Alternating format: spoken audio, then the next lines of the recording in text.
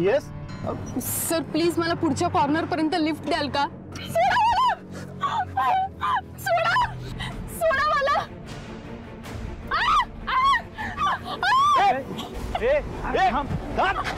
थांब.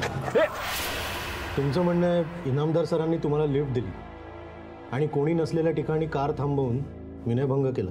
आमच्या बरोबर पोलीस स्टेशनला चला, तिथे काय ते सगळं समजेल. वकील साहेब, तुम्ही कायद्याचं ज्ञान वापरून याला जामीन तर मिळवून दिलाय, पण तुम्ही याला जास्त वेळ मोकळं सोडू शकत नाही. यांनी काहीच केलं नाही हे जोपर्यंत सिद्ध होत नाही ना, तोपर्यंत यांना कॉलेजमध्येच काय, कॉलेजच्या कॅम्पसमध्ये सुद्धा येऊ देणार मॅडम हेच होते मगाशी. अहो यांच्याच मागे मुलं धावत गेली. हे माझे मिस्टर आहेत, त्यांनी काही केलं नाही हो, ते निर्दोष आहेत.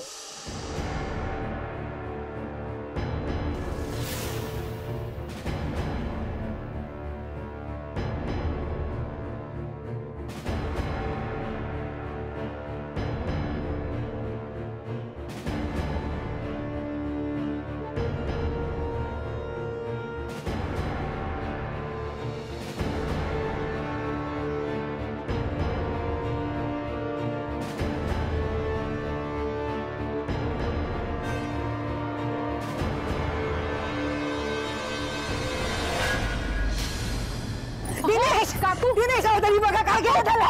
वाचवा त्याला, कोणीतरी वाचवा. ते दिनेश नाहीये, तो पुतळा आहे. दिनेश नाही तो पुतळा आहे. मग माझा दिनेश कुठे आहे? दिनेश मॅडम, दिनेश सर सापडेपर्यंत स्वतःला नाही सावरू शकत. मित्रा तुला आत्ता एक घोळका जाताना दिसला? हो, आताच त्या बाजूला गेला. तिकडे? हो तिकडे. थँक्यू मॅडम, ते बहुतेक तिकडे गेले. हो चला बघू. या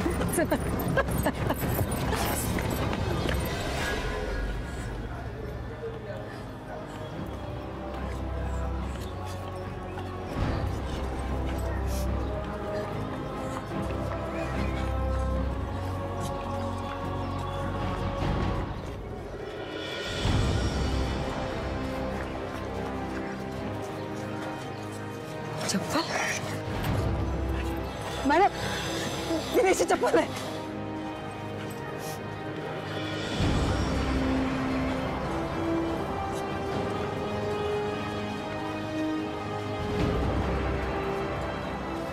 बंद आहे.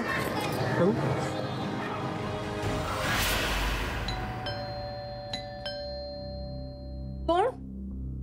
सुधाताई?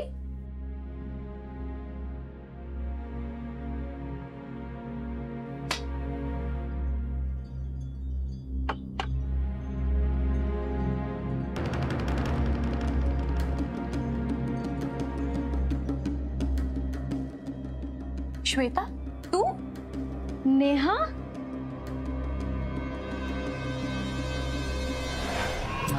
काय चालू आहे? स्विच ऑफ झाला. दिनेशचाच मोबाईल आहे. एक मिनिट, चालू झाला. दिनेशचा मोबाईल आहे. म्हणजे ते इथंच असणार आहे.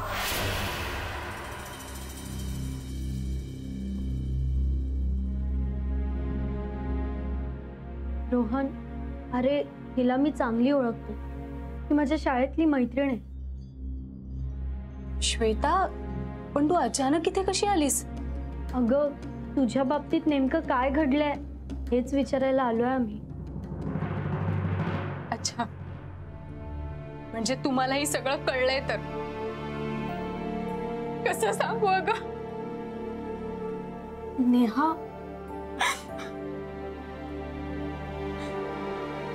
श्वेता, इनामदार सरांनीच माझा विश्वासघात केलाय ग. कार मध्ये मला सांगू मी तुला,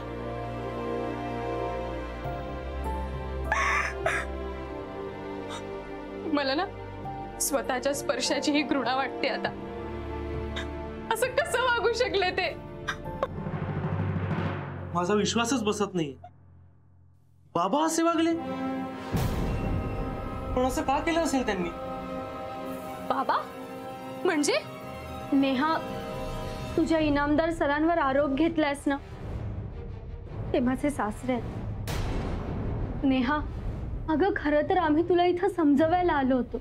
तू खोटे आरोप का करतेस हे विचारायला आलो होतो.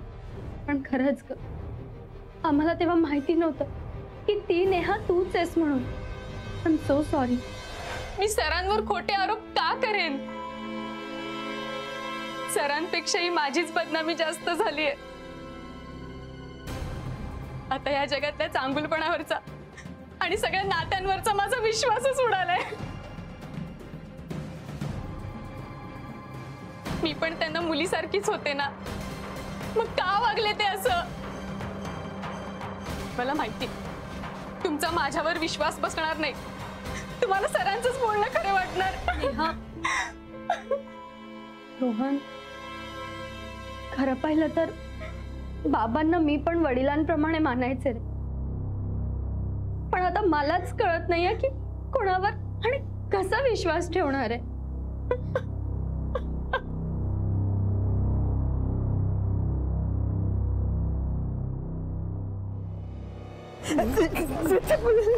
दिनेशची दुसरी चप्पल.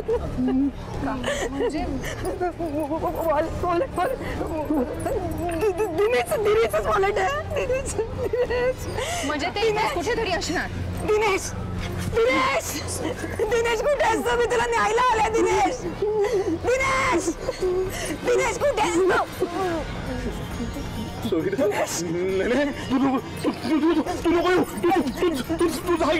तुला पण मारतील. पुढे पुढे जायचं कोणी? अरे नाही, ती तुला मारायला आलेली माणसं नाहीये. ती मला मदत करतात. हो, मी अस्मिता, खासगी गुप्तहेर, आणि हे माझे सहकारी आहेत. काय अवस्था केली बघ माझी. आणि त्याचं नुकसान होऊ नये म्हणून कॉलेजमध्ये शिकवायला गेलो होतो ना ग मी. माझे कपडे फाडले, मला मला मारलं. माझ्यावर कुणाचाही विश्वास नाही सुविधा. रस्त्यावरून पिसाळलेल्या कुत्र्याला हाकलून देतात ना, तसा हाकललाय त्यांनी मला. तू घरी जा. तू जा घरी. आपण ती लागलंय तुला. आपण घरी जाऊया. नाही. आणि ते परत घरी आले तर तुम्ही घरी जा. नाही येणार ते घरी. चल आपण घरी जाऊया.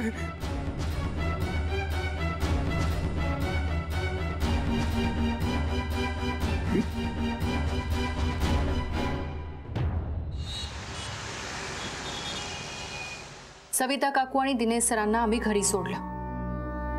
सरांची मनस्थिती खूपच वाईट आहे. ती अन्यायामुळे की केलेल्या गुन्ह्याचे परिणाम समोर दिसल्यामुळे हे माहित नाही. सविता काकूंचा मात्र सरांवर पूर्ण विश्वास आहे. त्यांनी काहीही केलेलं नाहीये हे ते अगदी ठामपणे सांगताय. यावरून त्या दोघांच्या नात्यामधला दृढपणा जाणवतोय. पण जिने आरोप केले तिच्या बाजूने पुरावे आणि साक्षीदारही आहेत.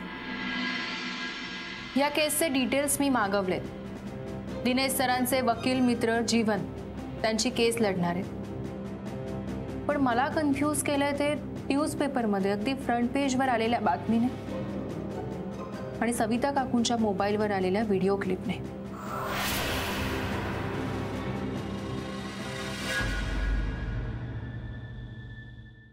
दिनेश, नको ना रे इतका विचार करूस. विचार न करून कसं चालेल सविता? सगळं जग विरोधात गेलंय आपल्या. त्याला प्रिन्सिपल साहेब तरी काय करणार आहेत आणि जीवन तरी काय करू शकणार आहे कुणास ठाऊक. हे बघ, तू आशा सोडू नकोस. काहीतरी मार्ग निघेल ह्याच्यातून. हे बघ, रोहन आणि श्वेता आता गेलेत ना नेहाला समजवायला. तिचा काहीतरी गैरसमज झाला असेल आणि म्हणून तिने आरोप केले असतील. ते सगळं दूर होईल, सगळं ठीक होईल. हा, ऐक मी काय बोलतेय.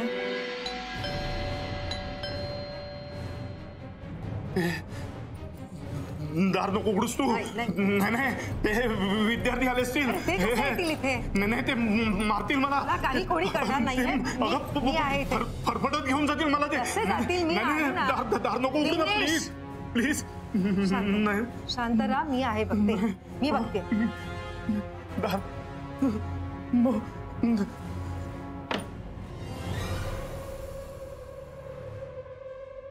दिनेश, रोहन आणि श्वेता आलेत.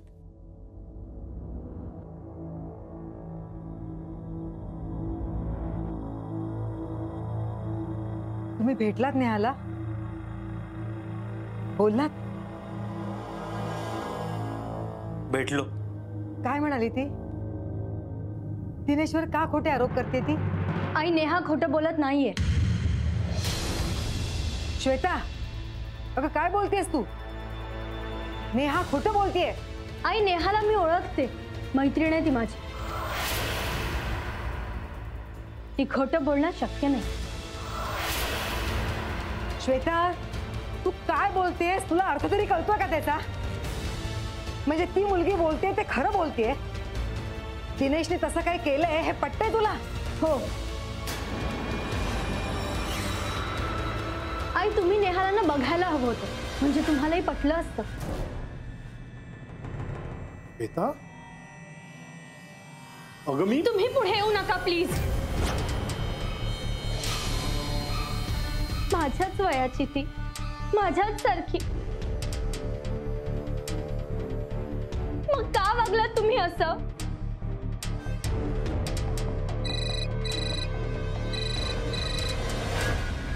हॅलो, हा मम्मा.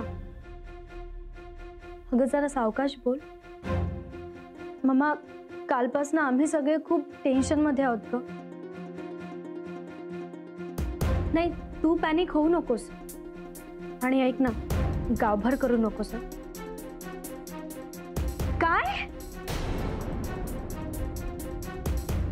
पेपरात आलंय? ही बातमी पेपर मध्ये आली आहे. ओके ओके मम्मा, मी विचार करते आणि ठरवते काय ते. चल बाय. काय म्हणाली तुझी आई? काय म्हणणार? पेपरची न्यूज वाचून ना सगळे नातलगत सारखे कॉल करते. श्वेताचे सासरे असे का वागलेत? काय झालं? कसं झालं? रोहन, मम्मा म्हणाली नाही, म्हणजे मलाही असंच वाटतं. बघ, बाबा नेहाशीच असं वागले तर काय मी या घरात सेफ आहे? श्वेता, असं बोलताना लाज नाही वाटली तुला? नेहाशी गैरवर्तन करताना बाबांना वाटली का लाज? गप्पा बस. वाटेल ते आरोप सहन करणार नाही आम्ही. आरोप तर नेहानी केलाय बाबांवर, आणि त्याला सोशल वर्कर सुधाताई आणि 2 साक्षीदारही आहेत. हे बघा आई, मला तुमच्याबद्दल सिंपती आहे, पण मी सांगते, आता या घरात बाबा राहतील नाहीतर मी.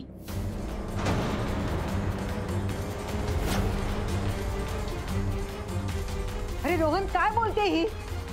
तू काहीच का बोलत नाहीयेस? आणि मलाही श्वेताचं म्हणणं पटतंय. नाही म्हणजे मलाही असंच वाटलं होतं की बाबा असं काही करणार नाहीत, पण ह्यांच्यामुळे श्वेताचा कॉन्फिडन्स गेला. आई, मला तरी श्वेताच्या म्हणण्यात काहीही चूक वाटत नाही. बेटा, या घरात लक्ष्मीच्या पावलाने आलीस तू बाळा.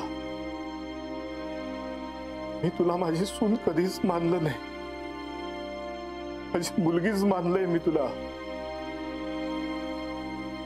तू हे घर सोडून नकोस बाळा. हो तर मी हे घर सोडून जातो.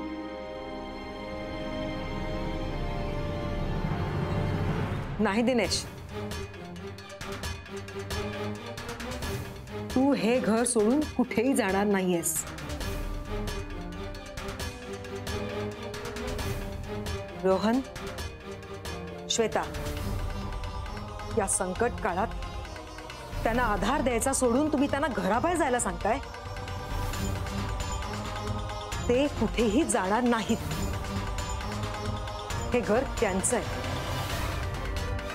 त्यांच्या कुटुंबाचं.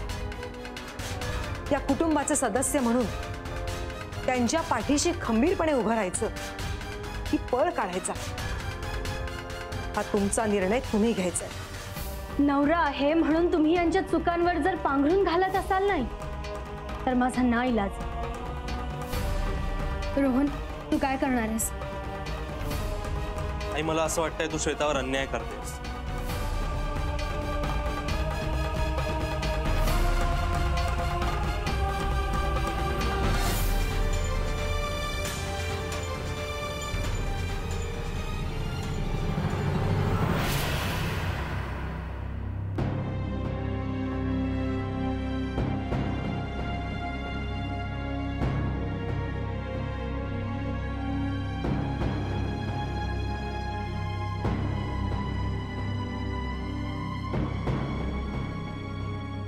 येतो.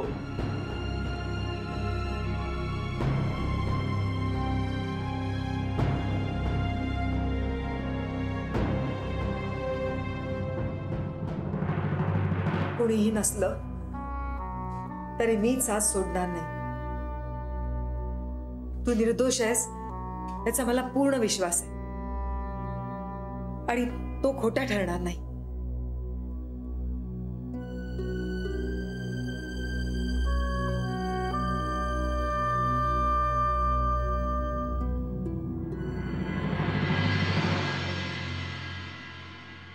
मॅडम, आम्ही पोलीस स्टेशनला जाऊन चौकशी केली. नेहाला ज्या गाडीतून ढकलण्यात आलं ती गाडी दिनेश सरांचीच होती. नेहाला कारमधून लिफ्ट दिल्याचं सरांनी कबूल केलंय. सरांच्या गाडीच्या मागे सोशल वर्कर सुधाताई जयकर यांची गाडी होती. त्यांनी आणि त्यांच्या ड्रायव्हरनी सरांच्या गाडीतून नेहाच्या किंकाळ्याही ऐकल्या. मॅडम, सुजित आणि भोला त्यांची बाईक बंद पडली म्हणून तिथं उभे होते. त्यांनी सगळं बघितलं, त्यांनी कार पण ओळखली. या मुलीने खोटे आरोप केले त्यांच्यावर. त्यांनी काही केलं नाही हो, ते निर्दोष आहेत.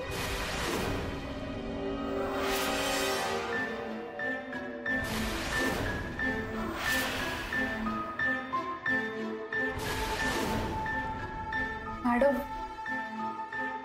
एवढे सगळे पुरावे आहेत तरी त्यांची बायको मान्यच करत नाहीये सर गुन्हेगार आहेत ते. म्हणजे सगळे साक्षी पुरावे तरी तसंच सांगतात. आणि सरांच्या विरुद्ध बोलण्यासाठी कोणाकडेही काहीच मोटिव्ह नाही. म्हणजे ज्या ज्या लोकांनी साक्ष दिली ते आणि सर यांचा एकमेकांशी काही संबंध नव्हता.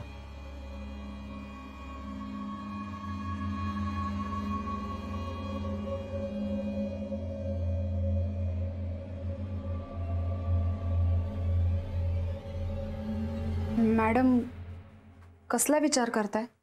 म्हणाली मी सरांचा विचार करते. जर कोणी गुंड मावाली नाहीये, प्रोफेसर आहे.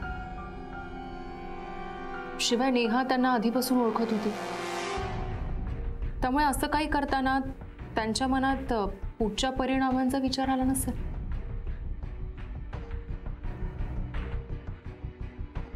मॅडम, म्हणजे मला काय वाटतं,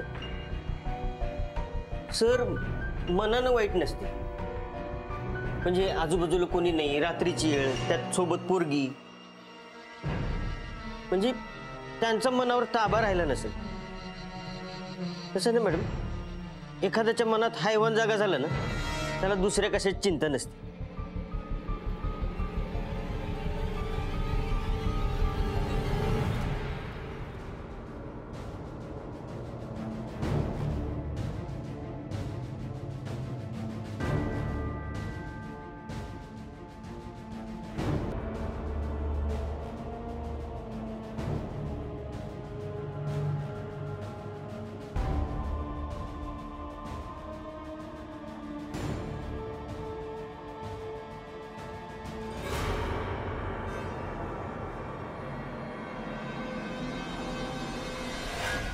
काय झालं मॅडम?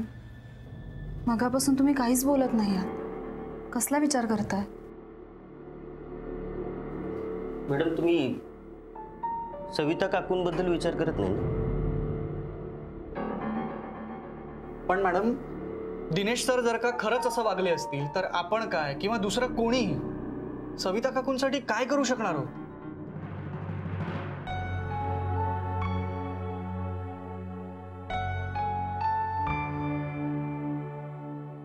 दिनेश, थोडंसं खाऊन घे. अरे कालपासून पोटात अन्नाचा कण नाहीये. घे. नाही नको. घास कशाखाली नाही उतरणार माझ्या. सगळं जग आपल्या विरोधात गेलंय. फक्त तू आणि मी. कुठल्याही क्षणी काहीही होऊ शकतं ही भीती मनात घर करून राहिली. काहीही होणार नाही. तू घाबरू नकोस आणि काळजी तर अजिबात करू नकोस. मला माझी काळजी वाटत नाही सविता. मला तुझी काळजी वाटते. अरे आपण आहोत ना एकमेकांसोबत आणि देव आपल्या पाठीशी आहे. चल खाऊन घे थोडं, निदान माझ्यासाठी तरी.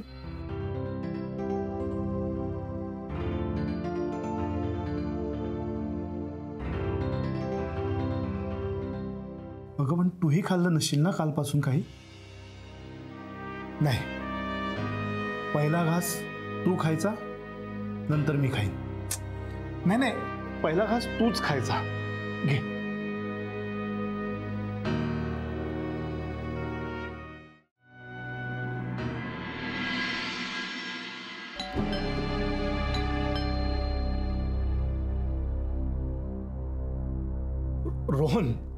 रोहन आणि श्वेता असेल, मला खात्री आहे त्यांना आपली बाजू पटली असेल नक्की. हो हो.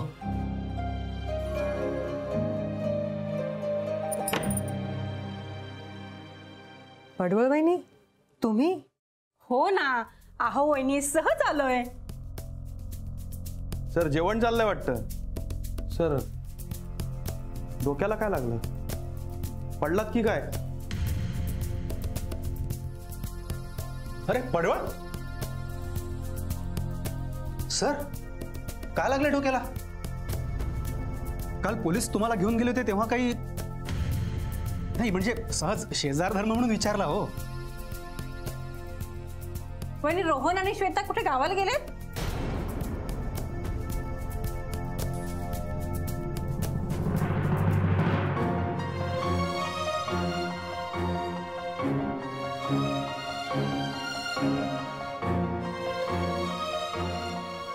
सर आत का गेले?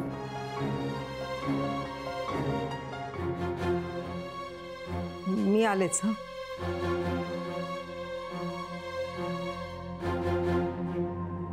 तू असा निघून का आलास? काय वाटेल त्यांना? मग काय करू सविता? ते सगळं मुद्दाम बोलतायत, कळत नाही का तुला? म्हणजे गोखले जे झापून आलं ते खरं आहे. अर्थात, म्हणूनच तर आत गेलेत. करताना काही लाज वाटली नाही. सविता यांच्याशी एवढं चांगलं कसं वागू शकते तेच कळत नाही. अरे काल ह्यानं पोलीस घेऊन गेले, मग आज घरी कसे परत आले? काही नाही हो, जामिनावर सोडलं असेल त्याला. पुन्हा पकडतीलच पोलीस.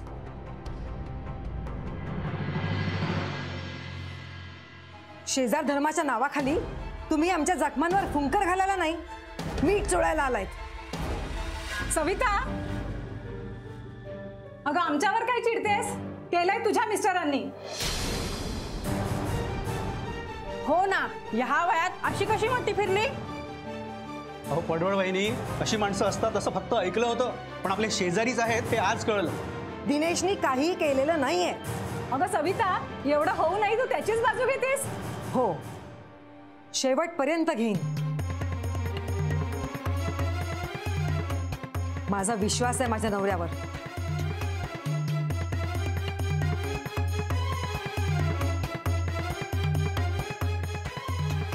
हे बघा, या आता. आमचे भोग आम्हाला भोगू द्या. पडवळ, गोखले, किती वर्ष तुम्ही ओळखताय मला? अरे वहिनी, तुम्ही पुढे येऊ नका. हो, आता या घरात येणं सुद्धा धोक्याचं आहे. चला. मग का आलात? आम्ही बोलवायला आलो होतो. आणि एक लक्षात ठेवा, दिनेशवर ज्यांचा विश्वास नाही त्यांनी या घरामध्ये पाऊल सुद्धा टाकायचं नाही. सख्या मुलाची आणि सुनेची नाही गय केली, तुम्ही तर परके आहात. चला निघा. आता कळलं श्वेता आणि रोहन का घरी नाही येत ते. याच कारणास्तव घर सोडून गेलेत. चला हो, चला चला. बिचारा रोहन. अहो बापाची थेर कोण कुठवर सहन करेल.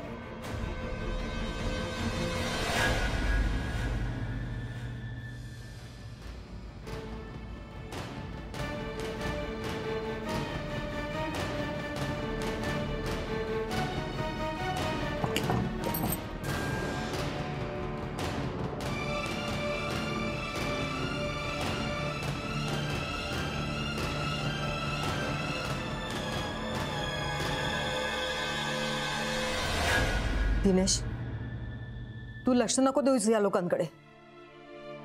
कुठलाही मागचा पुढचा विचार न करता तुला गुन्हेगार ठरवून गेले. शेजाऱ्यांना दोष देऊन काहीच उपयोग नाहीये सविता. आपला मुलगा आणि आपली सून आपल्या विरुद्ध गेलेत आणि तू तरी किती जणांबरोबर आणि कुठवर भांडणार आहेस. तुझ्यासाठी सगळ्या जगाशी भांडीन मी.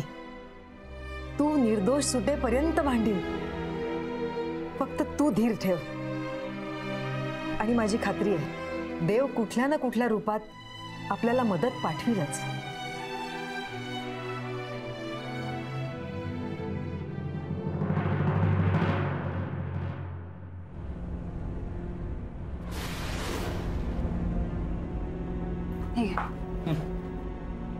बंडूजी,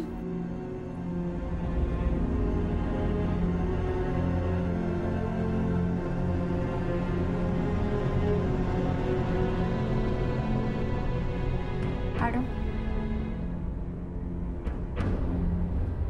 तुम्ही अजून याचाच विचार करताय? तुम्हाला असं का वाटतंय की दिनेश तर गुन्हेगार नाहीयेत? म्हणा का मॅडमने काहीतरी विचार केला असेलच ना. पण मग ते पुरावे. म्हणाली, आपण आपल्याला जे समोर दिसतो फक्त त्याचाच विचार करतो. मॅडम त्याही पलीकडे विचार करतात. कदाचित त्यांना काहीतरी वेगळं जाणवलं असेल. नाही सेठ, तसं काही नाहीये. मी सरांना अजून क्लीन चिट दिलेली नाही. इनफॅक्ट मी सुद्धा जरा कन्फ्युज्ड आहे. मॅडम, म्हणजे मला जे दिसलं तेवढंच की दिनेश सरांच्या मोबाईलवर सविता काकूंचा फोटो आहे. म्हणजे त्यांचं त्यांच्या बायकोवर लई प्रेम आहे. पण हा दिखावाही असू शकतो.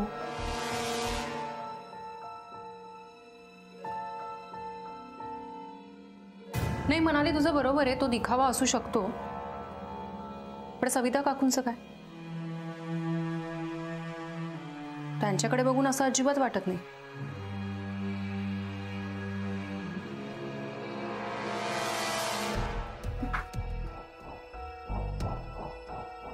सेठ, ही घटना रात्री 11-11:30च्या दरम्यान घडली होती ना? हो. पण तोपर्यंत ऑलमोस्ट सगळा पेपर छापून झालेला असतो. मग तरी ही बातमी फ्रंट पेजवर कशी आली?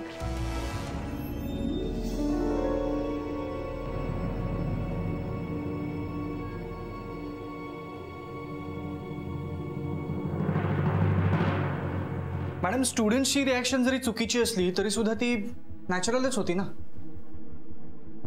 नाही सेट, त्यांची रिॲक्शन नॅचरल होती. पण ते सगळं शूट करून सविता काकूंना पाठवणं हे नॅचरल होतं?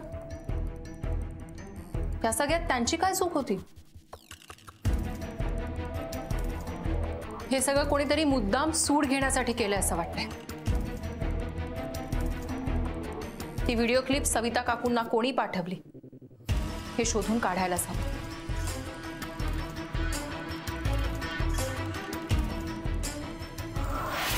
मला मारलं.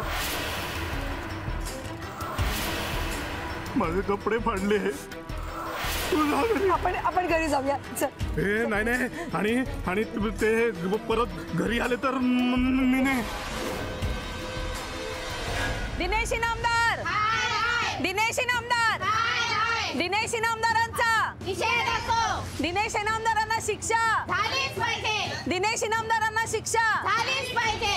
दिनेश इनामदार बाहेर या. दिनेश इनामदार बाहेर या. दिनेश इनामदार.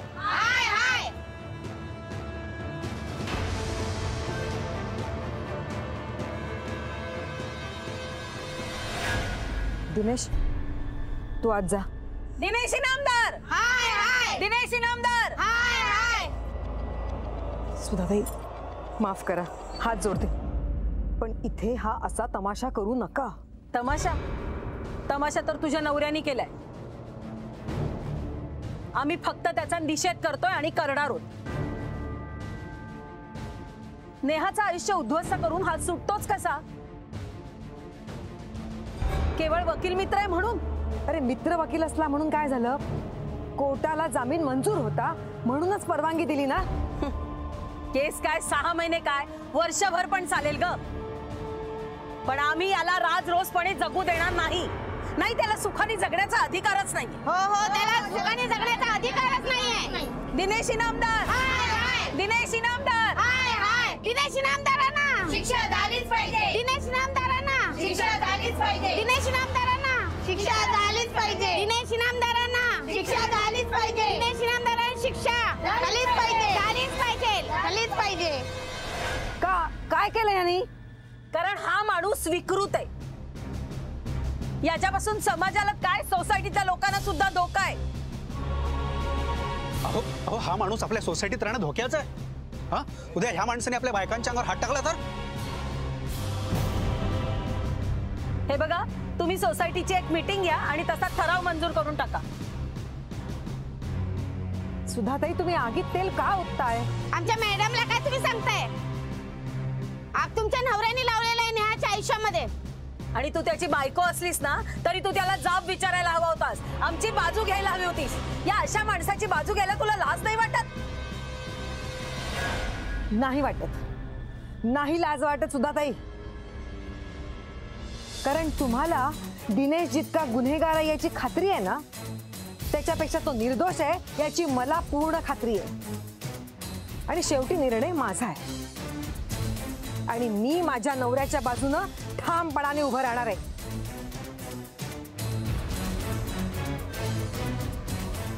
त्या नेहाच्या खोट्या आरोपांच्या बाजूनं नाही. म्हणजे तू मला खोटं ठरवतेस? हे बघ, मी नुसतं नेहाचं ऐकून तिच्या पाठीशी उभी राहिलेली नाहीये, तर मी सगळं पाहिलंय. बघितलं ती बाई किती खोटं बोलतेय ते? तुम्ही मागे हटू नका. तोंड काळं करा त्याचं.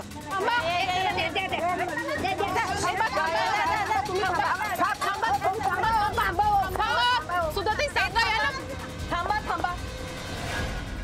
तुम्हाला जे काही करायचंय ना ते कायद्याने करा.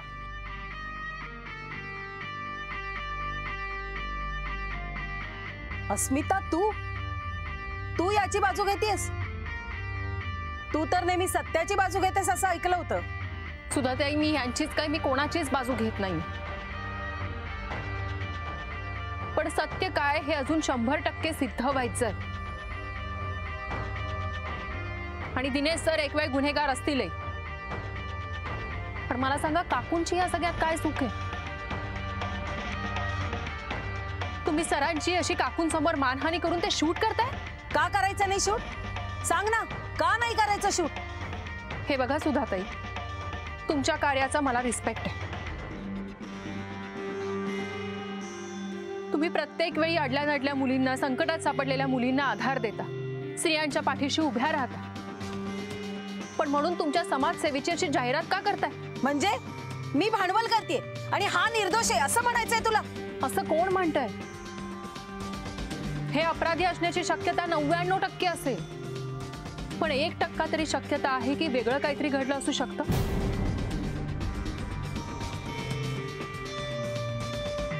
एक मिनिट.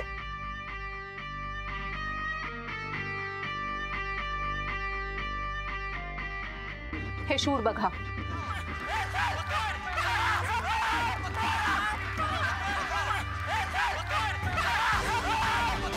कोणीतरी हे शूट सविता काकूंना पाठवलं.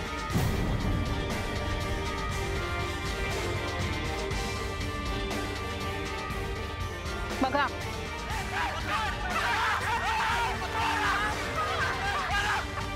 तुम्ही केलंय हे शूट? नाही, हे आमचं काम नाहीये. हे कोणीतरी मोबाईलवर शूट केलेलं आहे.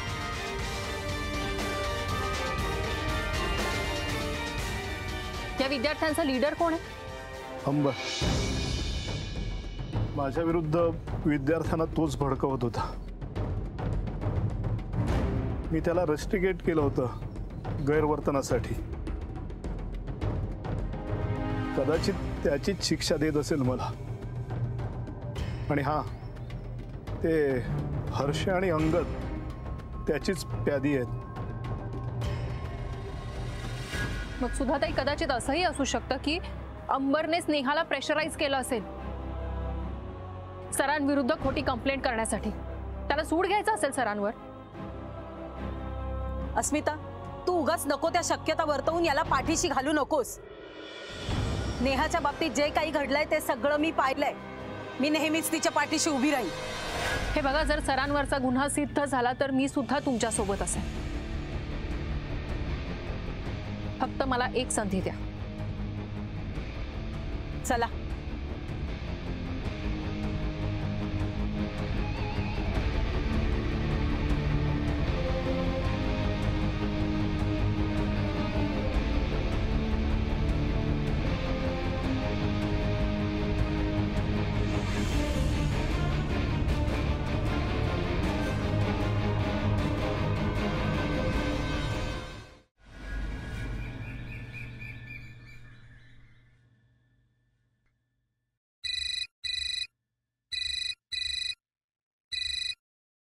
हाँ बोल से.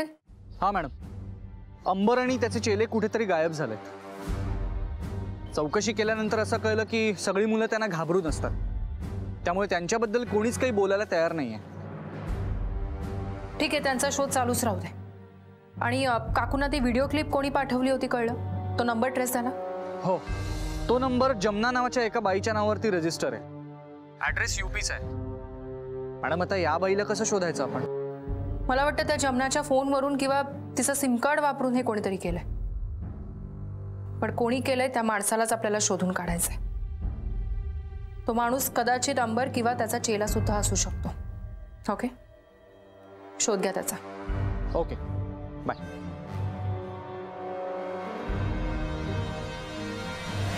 हा सगळा नक्की काय प्रकार आहे? सर खरं सांगतायत असं वाटतंय, पण मग नेहा खोटं का बोलू? विद्यार्थ्यांना मी नको आहे कॉलेजमध्ये. म्हणजे त्यांना शिकवण्याची संधी मला मिळणारच नाही. शिकवण्याचा आनंद मला पुन्हा मिळणारच नाही. दिनेश, असं का म्हणतोयस?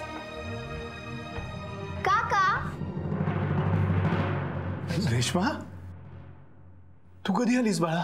काका, तुम्ही काल किती उशिरा घरी आलात. मला भेटलाच नाहीत, खाऊ दिलंच नाही. आता मला माझं खाऊ द्या.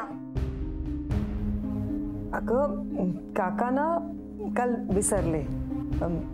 मी देईन ना तुला खाऊ. काका, तुम्ही मला खाऊ नाही दिलं तरी चालेल, पण मला मॅथ्स शिकवा. आई बाबा म्हणतात माझं मॅथ्स खूप कच्चं आहे. तुम्ही शिकवाल ना मला? काका, शिकवाल ना?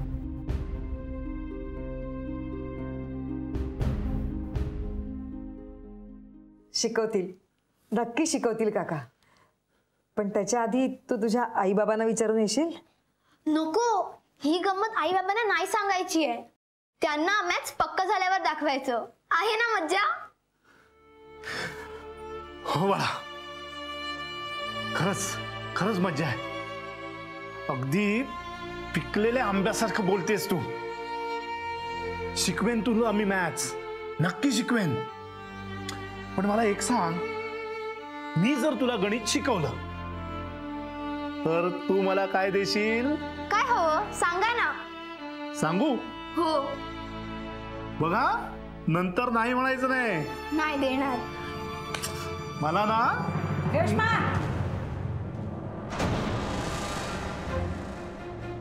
अहो रेश्मा इकडे आलीये.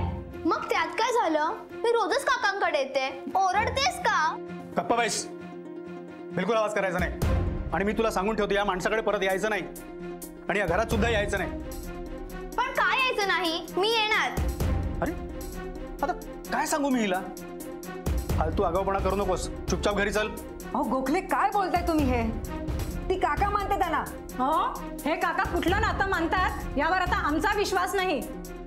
चल ग, पुन्हा या घरात आलीस तर लक्षात ठेव, मुस्काट फोडीन. चल. काका, काकू, आईला सांगा ना, मारतेय मला.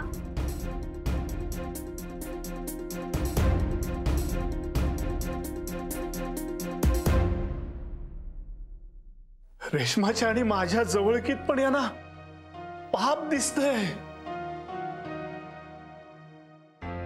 या नेहाने माझं आयुष्य उद्ध्वस्त करून टाकलंय. यापेक्षा मी लॉकअप मध्ये बरा आहे सविता.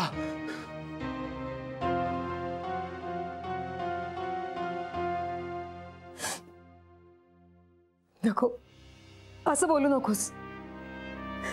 तू निर्दोष आहेस, मला माहितीये. तू फक्त हिम्मत दाखव, थोडा धीर धर. एक ना एक दिवस सिद्ध होईल तू निर्दोष आहेस. थोडा धीर धर.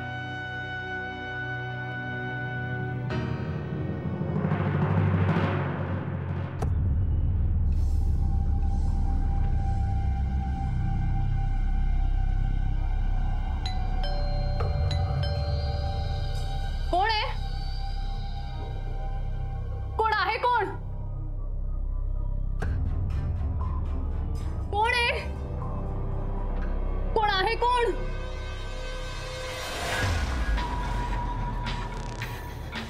मी सविता, दिनेश सरांची पत्नी.